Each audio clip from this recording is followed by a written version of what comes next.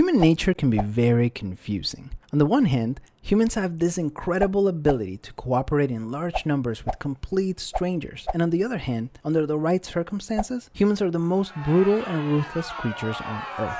Nothing illustrates this contradiction better than trying to understand why some people love and support dictators, fascism, and other types of authoritarianism. Academically speaking, there are two main schools of thought when it comes to explaining why some people support authoritarians. One has to do with safety, and the other with biology. Let's take a look at each one.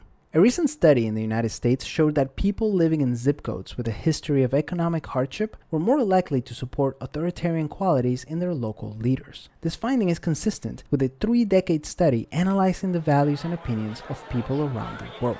That study shows that when a group feels economic uncertainty, they not only tend to favor more authoritarian leaders, they are more willing to suspend democratic norms and excuse unethical behavior. What's interesting about these studies is that the correlation holds true regardless of political ideology. As long as they were experiencing economic hardship, people who consider themselves liberal or conservative were equally as likely to increase their support for authoritarian type leaders. Researchers believe that economic and social instability triggers a feeling of powerlessness that makes people look towards strongman figures as a source of safety and strength.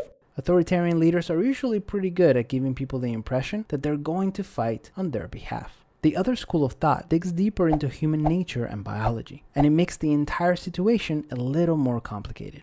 A global survey conducted at the end of 2016 found that about 1/3 of responders across 29 democracies supported authoritarianism to some degree. However, this authoritarian support remained dormant until a threat activated it. It didn't matter if the threat was real or perceived. In other words, economic uncertainty may not be making people more authoritarian friendly. It may just be awakening the 1/3 of the population who is already authoritarian friendly to begin with.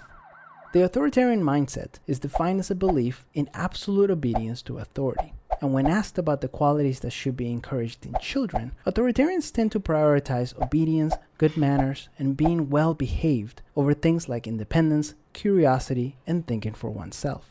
In the United States, an online survey towards the end of 2017 showed that an authoritarian mindset was the sole statistically significant variable that predicted support for Donald Trump.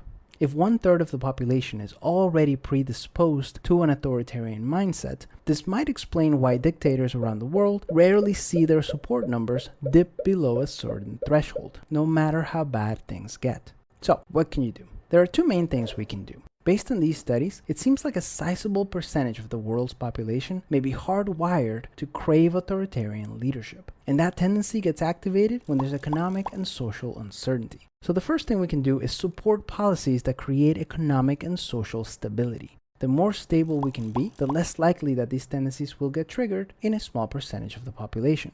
The second thing we can do is simply outnumber them. Trying to change the mind of an authoritarian is a completely futile endeavor. The best thing we can do is constantly outnumber them at the ballot box and in everyday life to keep them in check.